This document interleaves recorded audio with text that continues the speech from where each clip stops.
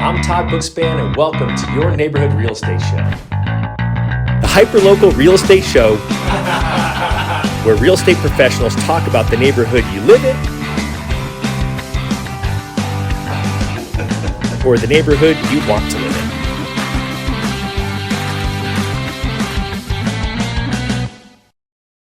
This episode is brought to you by homebuyeruniversity.net, your free comprehensive guide to buying or refinancing your home. Click over to homebuyeruniversity.net to get started online today. Hey everyone, it's Todd Bookspan, and welcome to another episode of your neighborhood real estate show. And I am super excited today. This could be a little longer episode than usual because I've got someone who's got a heck of a lot of value to add to you, a lot of great things going on. My friend, Steve Valentine. What up? You know, it is fun to have you here. And so I think when I set it up, you are a real estate agent who runs a team. Yep. But you're also I would call you a coach. What do you call yourself? A coach, or do you call yourself something different? More of a mentor, Mm-hmm. right? I mean, it's really about empowering agents to increase income and increase net worth, and then also generate long-time or legacy wealth. Love it. Right. Love it. So we're going to talk about that. But first, let's talk from the consumer perspective, right? Because I feel like you've got, we really have two shows into one show. Right. So because one of the things that I love that I first learned from you, I mean, there's a lot of people I think who've since copied what you're doing, is really helping a consumer really plan. I mean, most people would show up to a listing appointment and they would say, okay, based on the condition of your house, here's what we can list it for. And they would list it. And Right. or they would say, the person would say, well, I don't want to list it for that. I want to list it for higher. And they'd say, okay. And then it wouldn't sell and they wouldn't know why. And you were the first person I saw that would sit down and help people with, here's all your options, right? Here's the way I can help you. Which one do you want? Which I thought is super empowering to the consumer and really more transparent. Yep. And then now you kind of really call it, kind of long-term planning. Is that what you Well, it's would call kind it? of like real estate financial planning. What do you do when you sit down with a financial planner? They're looking at now, they're looking at future, they're looking at all the different things. And there's so many variables that, most people don't know what those variables are. The other thing is that, how confused is the consumer right now with all the options, right? So, you can go to an online buyer, you can go to an agent, you can go to a team, you can call a wholesaler, you can call We Buy, Look at How, like all the things. So they've got to make 12 phone calls to get all the options, right? And they may find a property management company. So they don't know, but there's not one person that can sit down with somebody and go, here are your options. Which path do you want to choose? Well, there is. It's right here. Right. Right. So I always make a joke, right? It's like when we were kids, you had those pop-up books. It's like choose your own adventure. Yeah. Right. So you can pull this tab and go this way, pull this tab, go this way. And so that's what I'm trying to do with the consumer, because some consumers don't know what they don't know, and nor do a lot of real estate agents know what they don't know. Right. So to give them that option, you would have to know what that option looks like and how to execute on it. Well, from my history and my dad's history, my family history, right? It's the investment side, it's convenience side. It's, are we trying to get top dollar? Do we want to remodel it? Do we want to keep it? What does the future look like for that house? And by the way, what position are you in right now? And does it make sense? Yeah, I think that's the ultimate question. Does it make sense? And where do you stand? And Right. so I'm your client. You walk in, somehow I was referred to you by a friend who thought you were awesome. And, I've got a house. It's, I bought it. It's from the 90s. I haven't remodeled it, but it's in really good condition. I mean, how does that conversation go? What are the options you might talk through? Well, there's a couple of different options. One is, where's the equity, Mm-hmm. right? Have you, where are you moving to, right? So maybe you want to move to a bigger home or whatever the case may be. And you're looking at the equity and trying to figure out, okay, so here's the strategy, right? Here's your options. Do you want to keep the house? Have you thought about it? Right. Turn it into a rental, right? Right. Build two assets instead of one. Then they go through all the reasons they wouldn't keep it. And I go through all the reasons they should, right? So one of the big things is like, how many kids do you have? What's your college savings look like? What if this house is a college savings, right? So that they can start seeing what the power of real estate Right. is. They only are focused on the negative that they typically hear from YouTube or some agent that doesn't own real Right. estate. They're like, oh, you don't want to do that because the tenants are going to damage everything and like all the things. But they don't go speak to the positive side of it, right? Which is different, right? So let me just stop everyone. Right. That's different. So you're actually talking them out of you getting a commission. You're Yes. talking them into building wealth versus the other agent Right. who's never owned real estate Right. and is saying, hey, no, you need to sell it so I get a commission. You want to hear an interesting stat? 95% of the real estate community does not own investment real estate. So they've never experienced the power of owning the real estate. They've only sold it or bought it. Yeah, I always joke, ask your loan officer if they've actually owned a home, if they ever financed their own home, right? Have you ever done a loan on yourself? Yeah. So, when my dad got sick, that was really kind of the thing where I watched my dad do this for a lot of people. And I'm like, well, what if I can help more people, but not necessarily going and looking for investors? My dad was looking for investors. The difference is I want to teach and train people how to be investors. Right. And you get to that point too, where I always love people that call, they're like, well, I want to create cash flow. I'm like, well, cash flow needs a lot of cash to invest in real estate. But you can have this plan of, hey, tell me at age 60, how much passive income would you like to see, right? So let's work this backwards. And it's the same thing that we go through with our first-time home buyers. I always tell them, like, you're buying your first investment property that you were going to rent from yourself until we go and do this in another 2 years, right? And we start setting the plan so that— I love it. You're going to rent it from yourself. Right. So they understand, like, hey, we're going to take a little bit of the emotion out of this because you're not going to be here forever, because I have a plan. Mm-hmm. Think about it.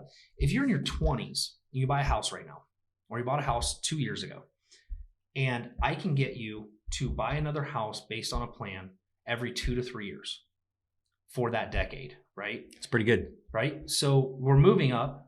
We've created these assets with a certain plan in place. They now know that, hey, by the time I'm 50 or 60, these 3 houses are paid off. I have $500,000, $700,000 worth of free and clear real estate that's producing $3,000 to $4,000 a month in passive income. Which is awesome, because their 401k is probably not going to produce that. Well, not this year, right? Yeah. So, and it's also the power of real estate. Most people don't realize the tax benefits. They don't realize that, hey, if I do a cash out down the road, there's no tax ramification, right? The benefits of owning it, depreciating it, 1031 exchanging it. There's all these things that you can move the pieces. And I look at real estate, it's like, it's a big chessboard, right? So how do you want to get from point A to point B? And let's create a strategy around it so we can continue having that conversation.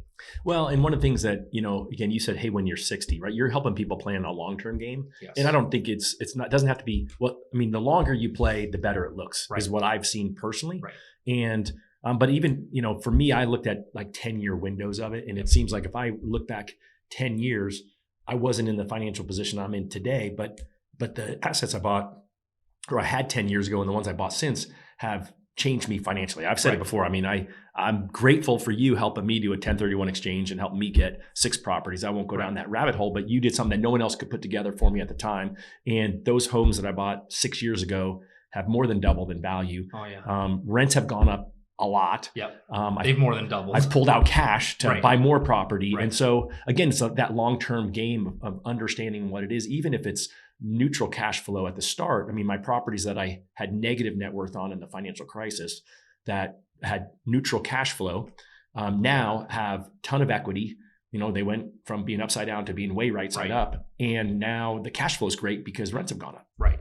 And so when you look at like yours, so here's strategy, right? So consumer comes in, they want to sell an investment property and they want a 1031 exchange, and they think that, well, I have to take the cash from this and buy something else, right? We took yours and we combined it with debt and leverage, and we were able to multiply that, right? 1 to 6. So think about it. So if we just went from 1 to 1, what would the appreciation factor been on 1 versus the 6? Right. And so nobody looks at that plan, but it's also understanding the rules and the guidelines and how to do it.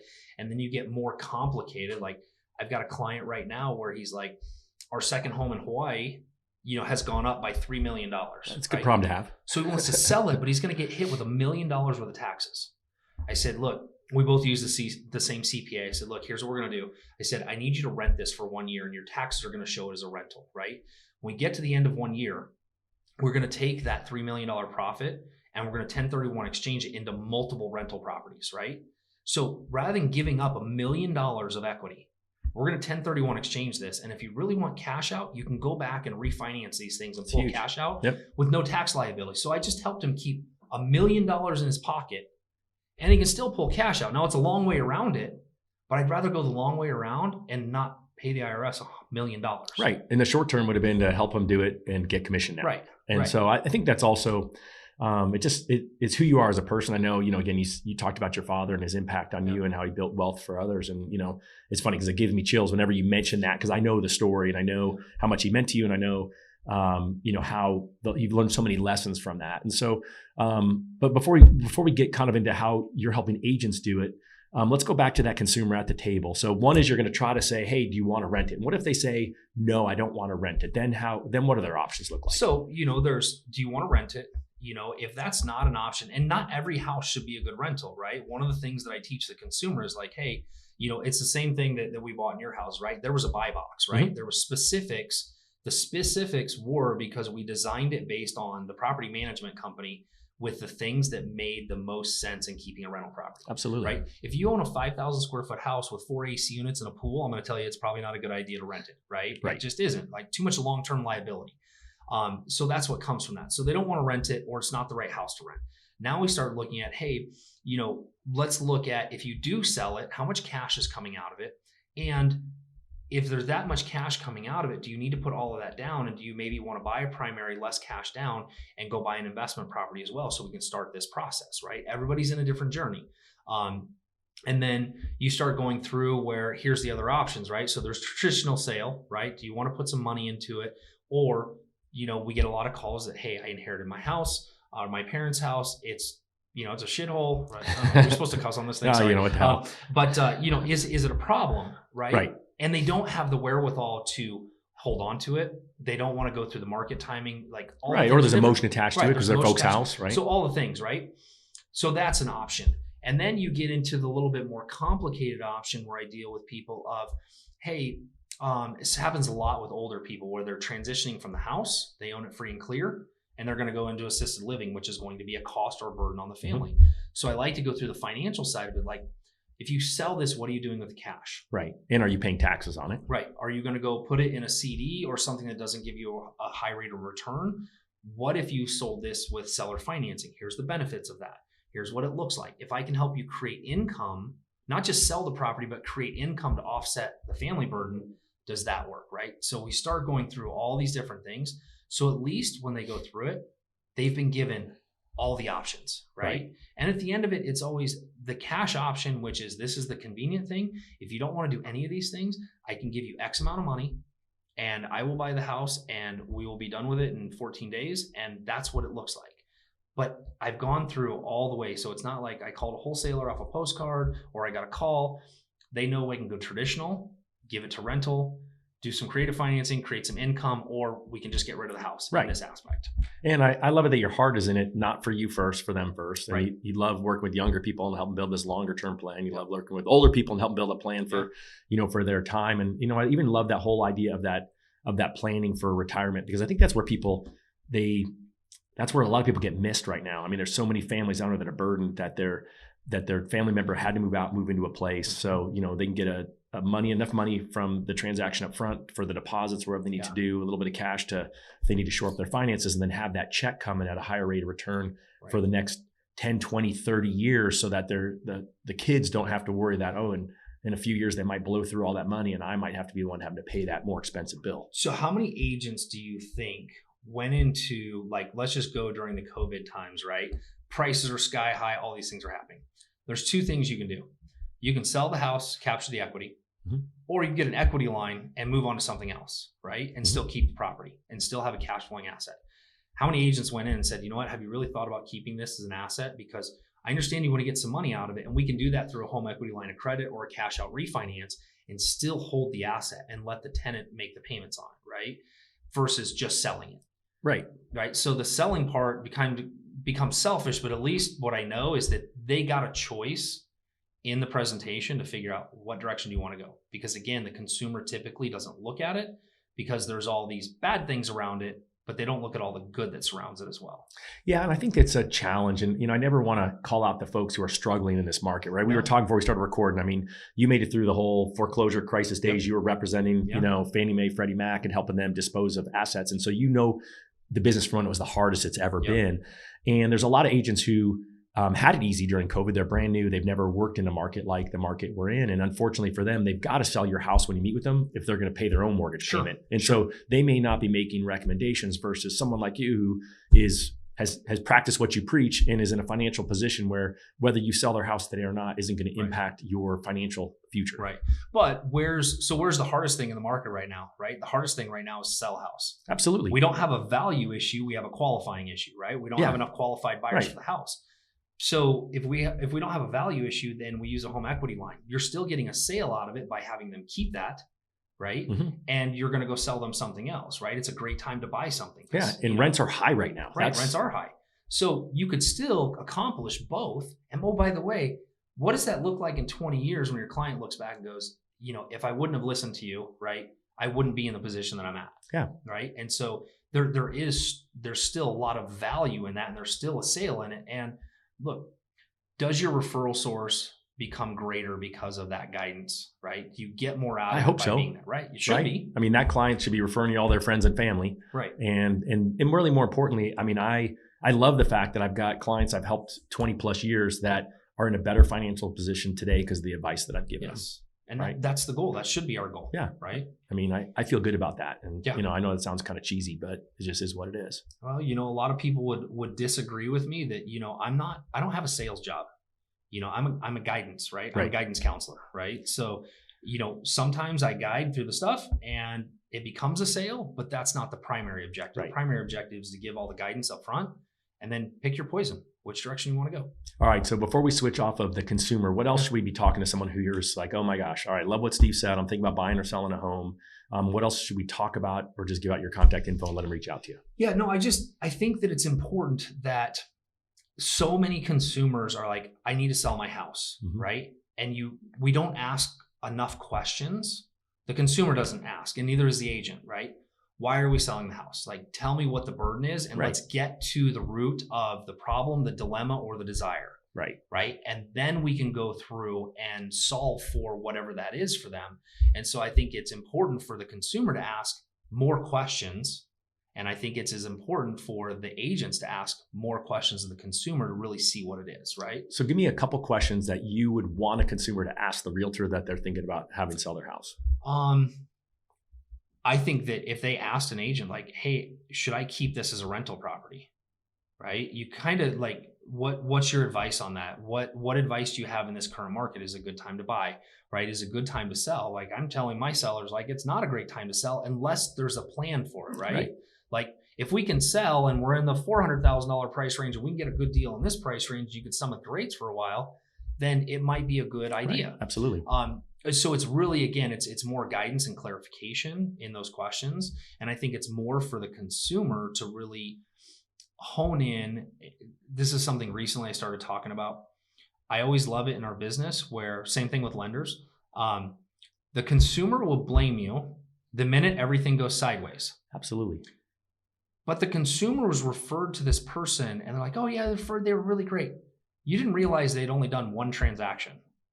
And then they want to blame everybody for them not taking the time to actually interview the process, right? Yeah. Right. So if an agent tells you should keep a house as a rental property, or you want to go and invest, ask the agent, how many rental properties do you own? Right. Right. That should be the first question you ask. Right. Right. If they say no, then you should say why. Well, why? And the next thing is, well, I really want to use a real estate agent that has knowledge in the investment space. Right. So look, we own the property management company, and it amazes me how many people are like, I want to buy an investment property. The agent sells them something that is like the worst investment property possible. Right. Because they don't have to manage it. I'm going to sell you a 5,000 square foot house in Surprise with 4 AC units and a pool, and it's going to make a great rental property. And it's the worst, right? We should have taken that and divided up and shown the value of it. So again, it's not about the sale. It's about what the knowledge is behind it. Right. I mean, no different. When I was doing my 1031 exchange, you could have said, hey, you can do that with 2 properties, or you could do it with 3 properties, which would have been easier for you. Sure. And instead we looked at it and said, hey, you can do it with 6 properties. And that's, probably $500,000 difference in net worth right now. From that one recommendation. What's funny about it though, is that for both of us, it was an advantage, right? The amount of value you've added in those properties, right? Absolutely. Time, right place. I ended up with 6 sales out of it rather than 1. Absolutely. Right. So it just changed the conversation, right? So people like focused on 1 sale. I'm like, well, not that I wanted to sell you anything. I just wanted to guide you and give you the option. You could have told me, I just want 1. Okay. But at least you know. Well, but it was also I knew that the bigger my asset footprint was, then the bigger the asset footprint was going to grow. Correct. Right. Rents worked, right? You guys had the management company, you still manage the properties now. And so I think it's just a matter of thinking differently, right? I would say thinking bigger, but really it's not bigger. It's thinking different, because when you think different, then you understand your options, and then it can be bigger or it can be smaller if that's what you choose. And I think that the last thing on the consumer side is a lot of consumers I met with a client the other night and we started asking questions. They don't even know. Like I was asking a question like, who's your mortgage through? What's your interest rate? What's your payment? Right? They almost don't know. Right? So it's some of its financial guidance of just knowing how money moves and breathes and being able to show somebody how it all works. Right? Because they don't understand it. Right? It's usually just debits and credits, and they still don't understand it. So the consumer that I met with the other day, which, I really love telling the story, and it's kind of my pride in it. And this is what I try to do with people. Friends of ours, we sold them one house 3 years ago. He uses VA. They got into it just before COVID happened. When I told them, I'm like, look, same thing. You're going to rent from yourself. I'm coming back in 18 months and we're going to do this all over again. Right? Because there takes some planning in it, right? If you're going to keep something as owner occupied financing, you got to refinance it the year before, like all the things, right? There's a plan to it. We did all of those stages. And then we happened to have a house that we bought from a guy that was desperate. He's one of those guys that didn't think a house would go into foreclosure after forbearance and didn't have the money to pay things. So we bought it from him. We remodeled it. We called them like, hey, we've got a house that's going to move you 20 minutes closer to your job. It's all remodeled. It's done. We're going to convert this to rental. You're going to move over here. And now a year later, they're moving to Texas. So we had the conversation, right? Well, should we sell it? I'm like, no, you should rent it. It should cash flow based on you have a 2.9% interest rate. We want to keep that. That's an asset forever. And well, what about buying in another state? I'm like, this is what we're going to do. Here's the steps. So I guided him all the way through it. He's like, okay, that makes sense. Here's the cool thing. They're kind of like adopted families. So we've got a niece that's 2 and they've got a newborn. I'm like, remember these houses, when those kids want to go to college, we can pull cash out of these things, no tax ramification, and send them to college cash. And the tenants are still going to pay off that asset over time. Absolutely. Right? So rather than the typical 529B plan for college savings, let's look at a house. Right? You can contribute. So here's the interesting thing for a consumer. People always want cash flow, right? And they're like, oh, well, I can't buy it if it doesn't have cash flow. You'll put $100, $200, $300 a month in a 529B plan or something. Right. It's got to be your money for it to grow. But you won't put it into a house that's going to appreciate on the value of the asset, not what you put into it. It's again, it just makes me smile because it makes people think, right? I mean, people just haven't. It's because my question that I'm starting to ask people is where are you getting your advice, right? Who's giving you advice? And most times it's parents. For my kids, it's TikTok. I asked my daughter, hey, what did you think about what does that person that you're following say? So it's everything you've said, Dad. I'm like, all right, perfect. They just need to hear it from a different voice, right? With some music in the background, apparently. So I think that's been the interesting piece of talking to people about the cash flowing piece of, and I know that a lot of, gurus say you don't want to be negative on things. It depends on the mindset about the negativity, right? So if you're negative cash flow on something, everybody's like, I want cash flow. I'm like, well, how much you put in your 401k? That doesn't create cash flow. Right. Do you have the same benefits in a 401k that you do owning real estate?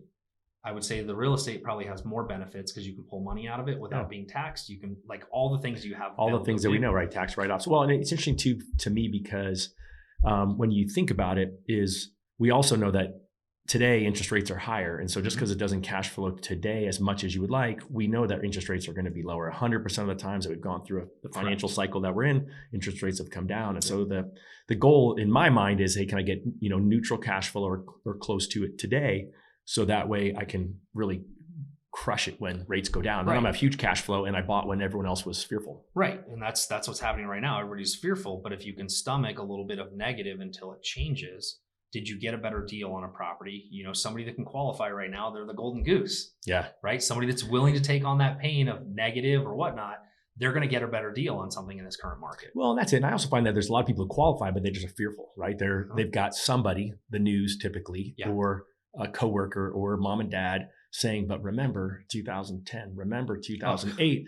And so they're thinking that in the back of their head, and they don't feel that, they don't see the opportunity here. And so that comes back to what I said, who's giving you the advice and what do they really understand about the market? It's PTSD of 2000, 2008, 2010, right? And so when you look back at that PTSD, I know you do. We've had this conversation, right? Oh, yeah. Biggest regret in my career was not having the mindset that I do now in 2008, because I'd probably be retired. We wouldn't be here. We'd be in Hawaii. And that guy's $3 million house. We'd be doing a podcast from a beach, right?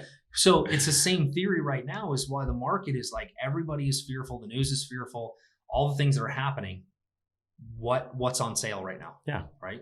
Yeah. There's opportunity in every market. And I think this market has more opportunity than most because of people's you said it, not be able to qualify, or I think really fear on top of that. Well, and there's 5 things that, I tell the consumer from the buyer side right now. Mhm. There's only one negative thing that's happening right now, and it's rates, right? Yep. Rates will change.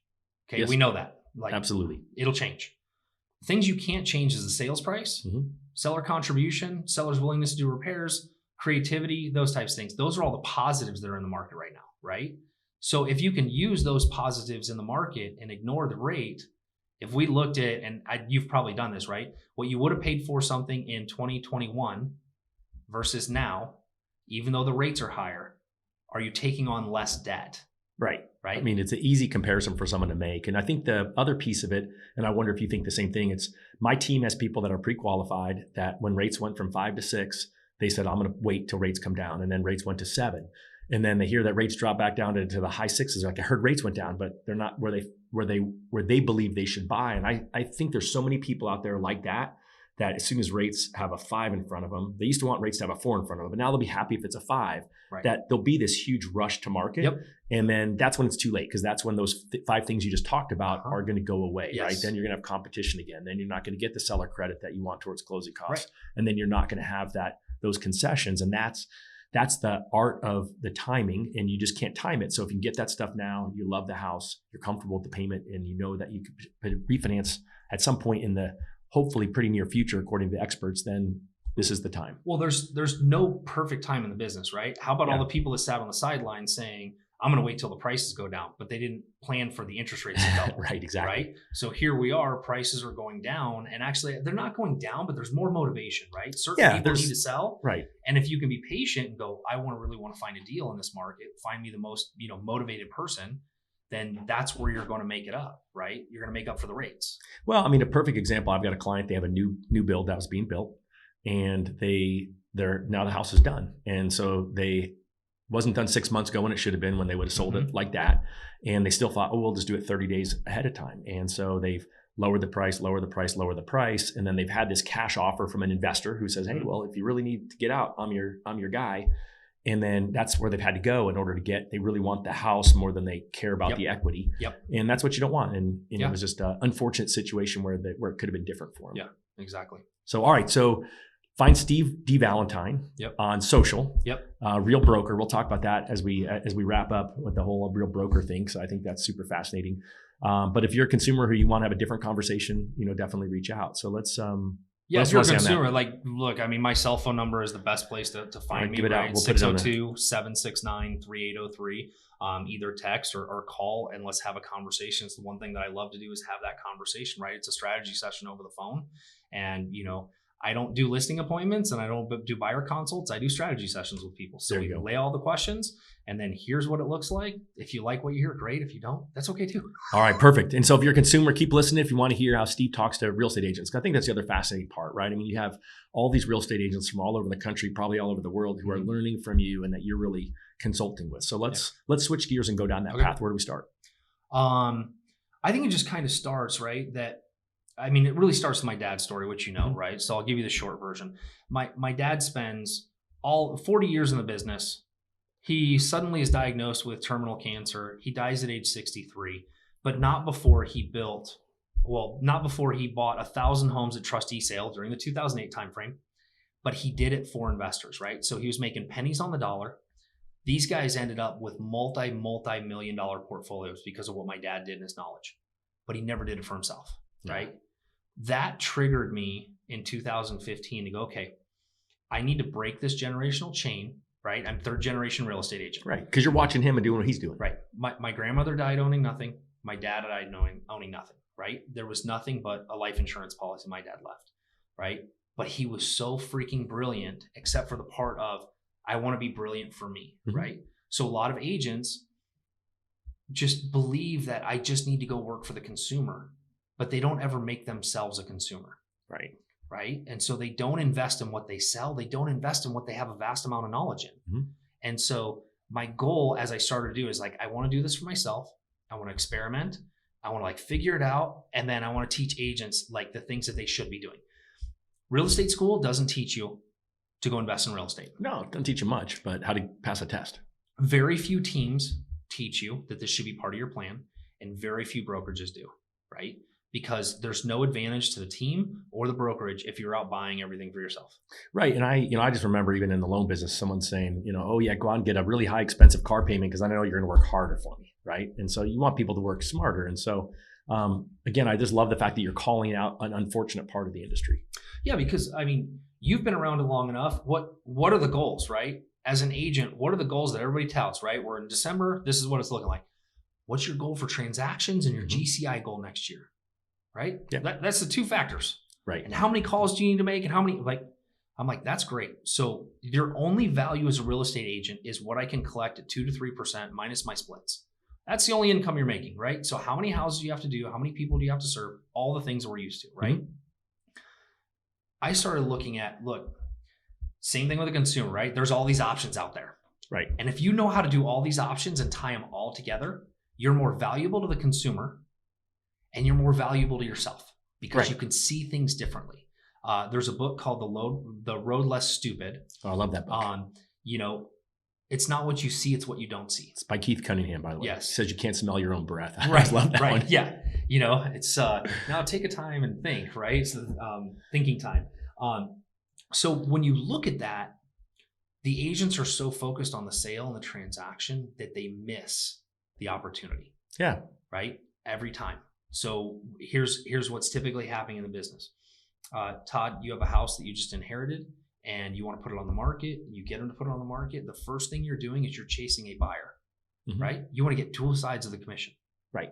I want to make 6% on this deal because that's going to be awesome. Yeah. I remember those days. You know what I do now? I teach agents to go chase the money, right? It's a great way of putting it. I don't need to chase the buyer. I need to find the money, right? You say yes and figure it out later, right? So people are scared to death of that philosophy, but it's something that you have to learn to do, right? You take risk and you start to understand it. And I always love telling a story, right? When I converted my first Zillow lead in 2015, that was my first Zillow lead that I converted, by the way, right? I mean, I've been doing this for 23 years, but I couldn't look the guy in the face and I'm like, I'll buy your house for $100,000 as I walked away from him. Right. The first one you converted into a asset to an opportunity where I saw the opportunity. Smelly grandma's house, right? Smoker, all the things. He came in from North Carolina. I'm like, I'll give you $100,000. It's probably worth 160 repaired, all the things you have to do. And I turned around, I looked at him. I didn't know if he was going to throat punch me or kick me out, but here was my risk. I risked him being pissed off and not listing the house, $3,500. That was my risk, right? At the time. The reward was, he looked at me, he says, give me 102.5 and I'm peace out, right? Yep. So I'm like, cool. I just bought $50,000 of equity rather than a $3,500 commission. And that house pays me $4,800 a year every year since then. Which is huge, right? You took the opportunity. And the funny part is that he feels like he got the better deal because he got the extra $2,500. Well, and he didn't have to do anything. Right. Right? He was done. The funny thing is, inherited house, so it was free money for him. Well, and he didn't have to come in there, rip out the carpet, try to figure out how to get rid of the smells, all the things that you had to do that did cost you money. But then here you are now 7 years later, and it's an asset that's performed probably pretty darn well. It's probably not worth 160 anymore. Oh, no, it's worth 4, right? I mean, that's what we refinance it for. So you're like, great, this is perfect. And this is what it's about, right? How many of those do you need, right? So you take the reverse side of it where, we just bought a house recently where, I showed the seller that, hey, house is worth about 4. You got to put this much money into it. You got cost of sale. This is about what your net's going to be. It was a rental property. It wasn't rented very great. And I'm like, you could rent it for this. He's 81. He owns it free and clear. I'm like, this is what your net's going to be. You still have the problems. What if you can do this on seller financing and I can turn this net number into a guaranteed number every month without a problem? He sold it to me at that, right? So I have that as a rental property now. And I'm like, I've got enough rental properties right now. What's my next step with this?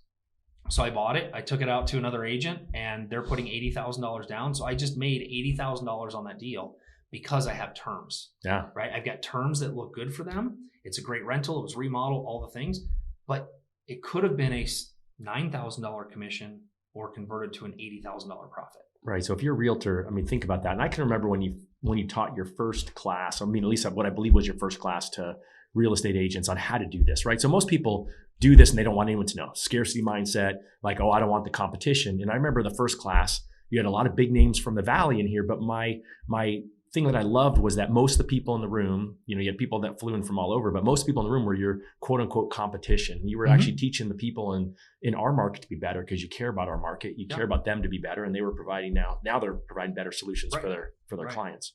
So, the goal with the agent from my standpoint is to empower them to increase their income, and their value is not 2 to 3%, right? There's income that can be made above 2 and 3%. To build net worth, that's a goal that's not talked about in our industry. How are you going to grow your net worth, right? We don't have a retirement plan. Right. You can grow your net worth through buying equity in properties and buying properties and doing all those things, right? And then to grow generational wealth, right? That's my big thing, right? I wanted to change the future for my kids and my family. Right. Your boys are going to have a different life than you had. A much different life, right? And it's the power of how fast it can be if it's part of your focus, right? Right. So here's the thing. 7 years ago, 2015 was the first house we bought. This is when we started flipping houses, my wife and I, right? Everybody thinks that flips are like the greatest things to slice bread. I can tell you right now this year, I wish I didn't have any flips, right? I was going to say, but I'm getting my ass kicked, right? But here's the thing. Had we not started in 2015, just like we talked earlier, right? There's no perfect time in the market. 2015, I'm like, God, paying $100,000 for this house. I could have paid $20,000 for it 5 years prior. Right. So I paid $100 for it. Well, now it's worth $400. So, I'm pretty sure I got the better end of the stick. You did all right. So, but how many houses does it take for you to have some sort of retirement? And how many opportunities have we tripped over in our entire career that we could have, we should have, right? Because remember, we get invited into somebody's living room. Yeah. Right. And so we get to talk to them about it. We get to go through it. And some people, believe it or not, when you explain your goal and the reason behind it in your heart, there's a lot of people that are willing to I'm willing to sell you this house, take over my mortgage because I believe in what you're doing, right? Right. When you have a track record, you're sincere, right? And so I think all those things come into play that give an advantage. But like I said, you're one who's here. You're sharing it, to lots of people where you could just keep it yourself and you could, sail off in the sunset. People would wonder, oh, what's that Steve Valentine doing? Yeah, I spend 4 or 5 hours a week between private coaching and group coaching and some of the courses and things that we're doing. I could easily take that same time and just go hunt deals, right?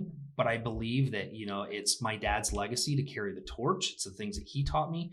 I love the story. Well, I love this piece, right? That it's carrying on the torch. A guy had come to our office. He was actually visiting George Lawton, and he walked around the corner, really sharp dressed guy. He's driving a 7 Series BMW, and he pulled up his glasses. I was just walking back into the office. He's like, Valentine. He's like, are you Dan Valentine's son? Which is my dad. And my dad taught a lot of wholesaling classes and deal finding. He was real big in Azria. And he comes over, he's like, he shook my hand, he gave me a hug. He's like, your dad changed my life. Oh, that's what awesome. do you mean? He's like, well, in 2008, when everything was bananas, I quit my job in California and moved over here. And I ended up in one of your dad's classes. And I didn't know what I was going to do because I was a UPS driver, right? I got laid off, all the things.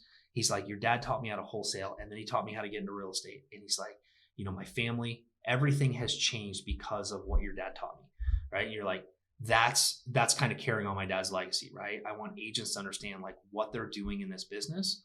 Yes, we're serving the consumer, right? But we can also serve ourselves in helping ourselves, right? And we are entitled to do that, right? Versus the well-dressed agent driving the 7 Series BMW that is up to their eyeballs in debt and has built no wealth for themselves. What a stark difference, because that's unfortunately the majority, I think, that we've got out there right now. Right. And so, it's one of those things too, where, even with the entrepreneur world, which I work a lot with, it drives me crazy where you see these people, the more money you make, and we both know, right?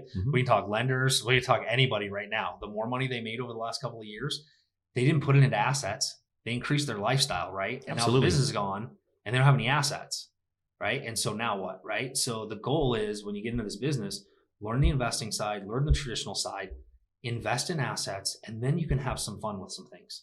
But you've got to have the asset base before you go down this road, right? So we spent the last 7 years pouring majority of our income back into the investments, right? So now it's, it's your goal, it's your vision, right? But my goal was 50-50 at 50, which was 50 single family homes by the time I was 50, giving me $50,000 a month in passive income. Right? Great goal, right? It came out of my mouth on stage. I'm like, yeah, I'm just going to go with that. It sounds good. 50-50 and 50. You're like me, get yourself in trouble often when you throw things out there in front of a crowd, but that's accountability. Right. So problem is, it becomes a little addicting once you're like, oh, I got this deal and I got this equity. I'm like, I'm doing this and I know how to be creative with it.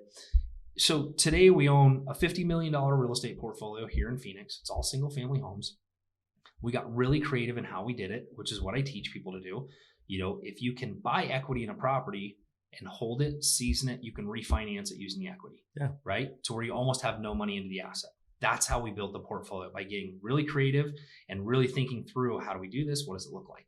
Right? So we built that, which, just like we pulled some money out of it. It's given us some money for us on other investments, but it doesn't have to be that great big goal. It could be 5 houses. It could be 10 houses. But the goal truly is to 100% have the mindset to be prepared for opportunity when it arises. That's it. That's it. That's my motto has been, put yourself in the path of opportunity. And so what you do is you're teaching agents how to put themselves in the path of opportunity, what to do differently, because they get put in the path of opportunity all the time. They just say, great, that's a 3% commission and I'll have it on the market next week. Right. And then that's all their value is, right? So rather than, so here's some of the questions, right? So when I go into an appointment with somebody, right, it's a strategy session. I want to guide the consumer through that, right? So I'm teaching the agents to go, look, here are the questions. Let's find the pain point. Most listing presentations are an ego presentation. Right. It's how many houses I've sold, what I've done, what my experience is. How I'm better than the next person to walk in the door. I don't show up with anything, right? I want to ask the questions. I want to find the pain point. I want to look at the property, and then I want to give them options. And a lot of times those options end up coming back to me buying a property, solving the consumer's problem, and going down the road, right? And I can guarantee you that my average, which is funny, right? So if you look at my production, you see GCI and what it's done. What you don't see is probably that it's probably 2 or 3 times that in income from the things that we've bought and we've sold and we've gone through, and the net worth that we've created in the background, right? So you can look at somebody's production, that's fine, right? I'm not selling 300 homes a year because I don't want to, right?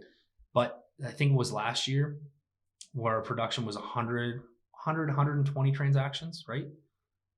But we bought 100 homes last year. Yeah. And you don't see the income from that side of it because it's in a different business. Well, it doesn't matter, right? It doesn't matter. It doesn't matter to them. And so someone's listening to this, they're saying, okay, all right, I got to learn this. What's the best way for them to connect, or what type of offerings do you currently have? You said individual coaching, group coaching. So my website, stevedvalentine.com, it's got private coaching. It's got strategy session. There's even a free discovery call where we just kind of go through like where you're at in the business, what you can be doing. My Instagram is primarily directed at real estate agents, right? So it's at stevedvalentine.com, or I'm sorry, it's I am Steve D. Valentine on Instagram, right? I'm on Facebook too. That's kind of consumer agent. Just starting to do the TikTok thing. It's not great, but anyway. But again, my goal is really to help agents kind of go through this, right? And so having the mindset and being prepared for opportunity is everything in this business, because if you're there, you are prepared for any market. It doesn't matter what the market does, right? If we were able to buy 100 homes in a hot market, how many homes can I buy in a down market? Lots. As many as you want. Right.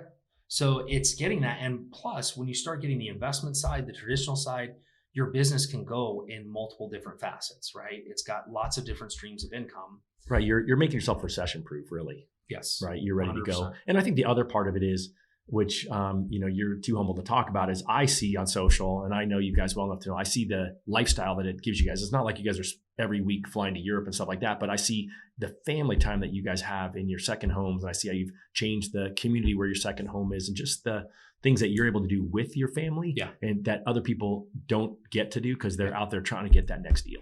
Yeah, it's fun. So like, Wendy left for Costa Rica today for 2 weeks for some women's retreat that she's going to go have fun with. So it's like me and the boys are 18 and 20 now, right? Yeah. And so my passion for cars. So we've got my dream truck, which I got to build this year, 72 Blazer, and then we've got a couple of Chevelles, and of course we added the freaking monster truck to the collection this year, right? I laugh when I see that. It's got 56-inch tires on. But the fun part about all those things, I got to take my passion and turn it into something I enjoy with my kids. They're car kids. And then the monster truck, which everybody is laughing about, right? It's like an ego thing, it's right? The best advertising ever. But we actually bought it, and it's for kids, right? So like last week or the week before Thanksgiving, we went and donated all these turkeys and pies to kind of a lower demographic school. And we got to take the monster truck over. The kids were climbing on it. They thought it was the best thing ever, right? So that's what we bought it for, was just to do kids charity events with. And it's fun to drive. I mean, don't get me wrong, right? And then the other cars, so like tomorrow morning with the kids, we're taking all 3 cars. They get to drive one, I get to drive one, and we go to the car show tomorrow, and we kind of talk to people about real estate and cars and the different investing stuff.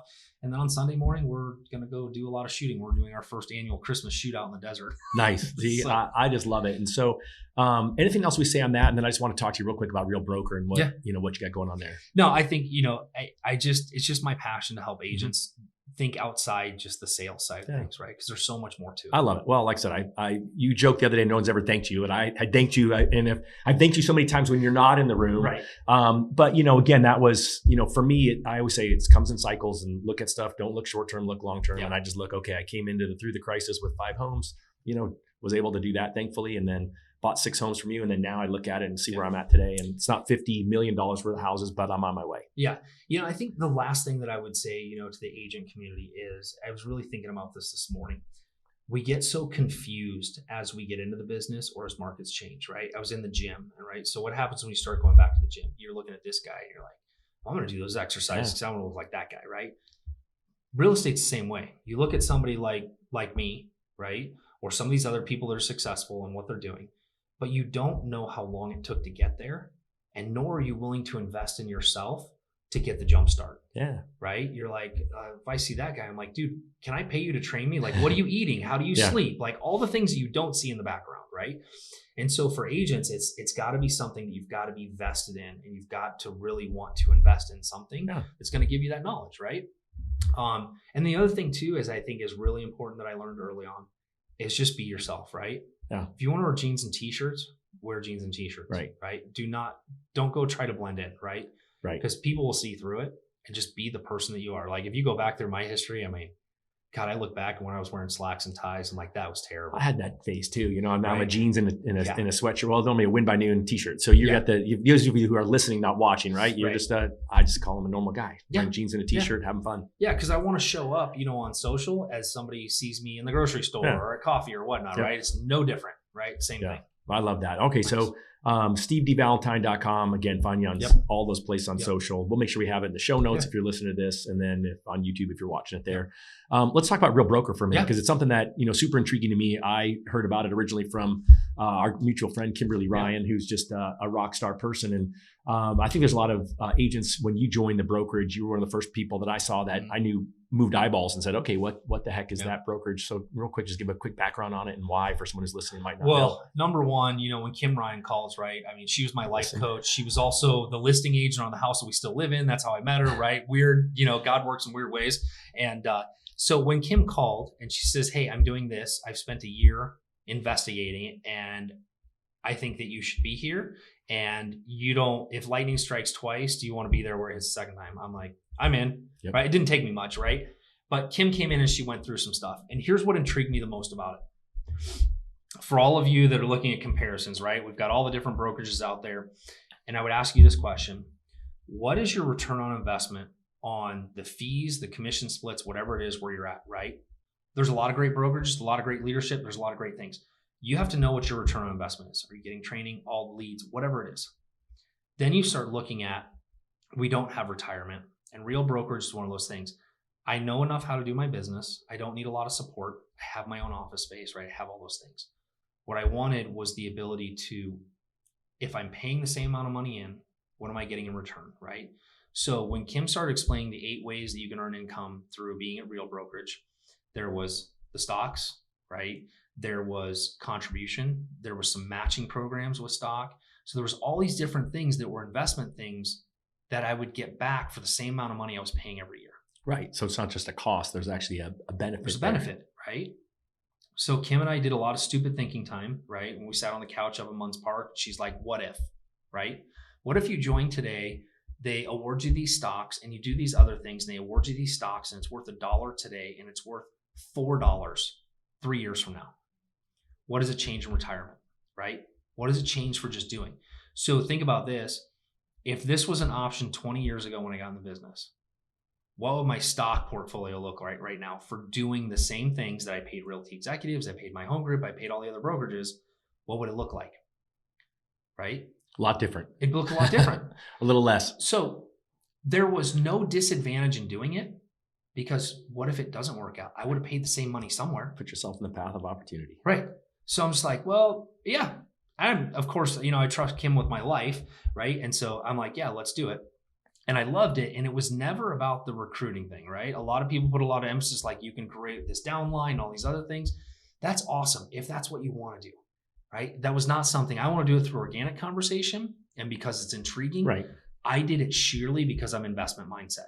Well, and for the record, you didn't say, hey, let's talk about real. No. You said you want to talk about strategy planning with the consumer and you want to talk about real estate strategies for investors. And I'm the one who wrote down Real Broker because I'm a believer in Kim. I'm a believer in what it is. And, by all means, someone who's listened this far on the podcast, if they're interested, they should be reaching out to you. Yeah. And there was just so many things, right? I got to meet the CEO when we were out in New York, when they hit the stock exchange, and they're just a great company.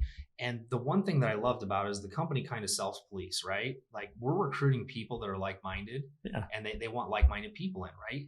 It wasn't a brokerage that was meant for new agents unless they're on teams being trained, right? So it wasn't just this flock of breathing people. Right. And, so I love the people. I love the culture. It was kind of new. It was different. And I'm just like, you know what? I don't have anything to lose here. Right. If the stock went to 0 in 2 years, I wouldn't have lost anything, right? That's kind of thing, right? That's the way I looked at it. But what if it's the reverse side, right? Yeah. What if it did what EXP did, right? When they were like, during COVID, it was like up to like $80 a share. Right. It was pretty, right? Yeah, I mean, our mutual friends, Kevin and Fred, right? I mean, they've made a killing, right? All right. Yeah, they have. Right. So love those guys. Right. I love them too. Right. And they were super pissed at me when I made that decision, but I love them anyway. And they still love me. Right. We have lunch once a quarter, but I love that part of the investing side. And that was the only reason I did it, because I looked at it from a sheer investment standpoint. That was it. Yeah. Well, and I think that's a different way. I've never heard anyone who's joined Real or any other company that said that they had nothing to lose. They looked at it from that perspective, but that's the Kim Ryan effect, right? That's the effect of someone who actually sees the bigger picture and helps other people see a bigger picture, not just for them, for themselves, but for their family and those they can impact. Yeah. I mean, these aren't the exact numbers, but just to give you an idea, if you pay your brokerage $15,000 a year, what do you get out of it? Right? Right. Well, if I pay Real $15,000 a year and I hit my caps and I hit my elite, I'm getting, almost the same return on the money that I put in. Right. In stock. Which is great. Right. Plus they give me the opportunity to teach. They give me some other things. So there was all these ideas. I'm like, I don't have anything to lose. It's a good culture. I think that's the other part of it too, is although you said it's not really for new agents, it's for new agents who are parts of teams. Sure. But you guys, there's a lot of collaboration. And there's a lot of teaching that's done among. So I think it's just a culture. Great opportunity. Yeah. And so that was really the opportunity that I led with, was just, I don't have anything to lose, and of course, I trust Kim. And, I've loved the process. I've been there 18 months now, and, we just keep going through it, and, I love it more and more. It's simple, it's easy. Right. And, so that's why we did it. But the ultimate goal was to look at the investment side of it. Right.